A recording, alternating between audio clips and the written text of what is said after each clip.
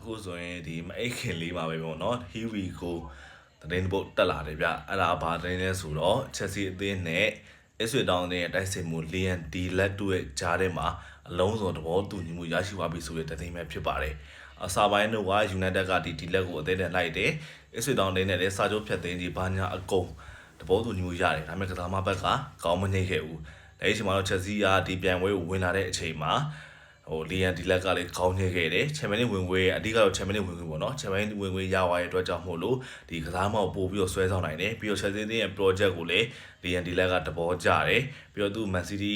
Academy ဟောင်းနေဖြစ်တယ်ပေါ့နော်တိုစင်တို့ကျွန်တော်ဒီကိုပယ်မာတို့ပြီးတော့နီးဘက်အန်ဆိုမာဝက်စကာတို့နဲ့လေပြန်ပြီးတော့လက်သွဲချင်တယ်ပေါ့ Liam Delap ကဒါကြောင့်မို့လို့ Chelsea တင်ကိုသူ့အနေနဲ့ရွေးချယ်ခဲ့တယ်ဒါ Chelsea တင်တဲ့တကယ်ကိုကောင်းမွန်တဲ့ခေါ်ယူမှုပဲဗျာနောက်နှစ်မှာ Champions League တဲ့ကန်ရမယ်တကယ်ကိုပြိုင်ပွဲတွေအများကြီးရှိတဲ့အချိန်မှာဒီ Nicolas Jackson တယောက်တည်းနဲ့အစီမပြေဘူးလူငယ်သားမက်ကူရီတော့ရှိတယ်ဒါပေမဲ့လည်းဒီပရီးမီးယားလိအတွေ့အကြုံရှိတဲ့ဒီ Liam Delap ကိုခေါ်ယူလိုက်တာကတော့ဒါ Chelsea တင်တဲ့တကယ်ကိုကောင်းမွန်တဲ့ခေါ်ယူမှုတစ်ခုဖြစ်တယ်ပေါ့နော်ဒါအပြင် Chelsea တင်က Liam Delap ကိုနှစ်စီစာချုပ်ချုပ်ဆိုပါမယ်ပြီးတော့ Ipswich Town တင်ကို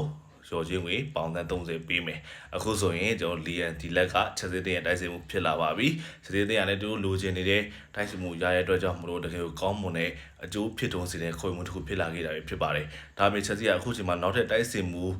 တွေကိုလည်းထပ်မံပြီးရှာဖွေနေတော့မယ်ဘယ်လိုမျိုးထိပ်တန်းတိုက်စစ်မှုတွေရောက်လာမလဲဘယ်နေရာအတွက်ထပ်ခုံမလဲဆိုတာကျွန်တော်စောင့်ကြည့်ရမယ် Chelsea ကဒီ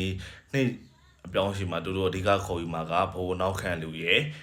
ဘယ်တောင်မှကစားမရဲ့တိုက်စစ်မှုရဲ့ပေါ့နော်အခုတိုက်စစ်မှုအဖြစ်တော့ Liam Delap ကိုရပြီဒါပေမဲ့နောက်ထပ်တိုက်စစ်မှုကပ္ပ World Club ပေါ့နော် World Club စစ်တိုက်စစ်မှုတယောက်ခေါ်အောင်မလားဆိုတာကတော့ကျွန်တော်စောင့်ကြည့်ရမယ်ဒါပေမဲ့ Chelsea နောက်ခံလူတယောက်လည်းခေါ်ဖို့အလားအလာရှိနေတယ်ဒီ Mercury နဲ့ကျွန်တော် Brandway တို့နှစ်ယောက်တယောက်ခေါ်မယ်လို့သိရတယ်ဒီဘယ်တောင်မှကစားမအဖြစ်ကတော့ကျွန်တော်ဒီ Jadon Sancho ကိုပဲအသင်းမှာဆက်ထားမလားဒါမှမဟုတ်ကျွန်တော်တို့ဒီ Dortmund တင်ရဲ့ဒီကစားမ Keita ကိုပဲခေါ်အောင်မလားဆိုတာကတော့ Chelsea တင်ရဲ့အပြောင်းရွှေ့တွေကတော့စိတ်ဝင်စားစရာအပြည့်တွေပါပဲဟိုလက်ရှိချိန်မှာတော့ Liam Delap က Chelsea တင်ရဲ့တိုက်စစ်ကစားမ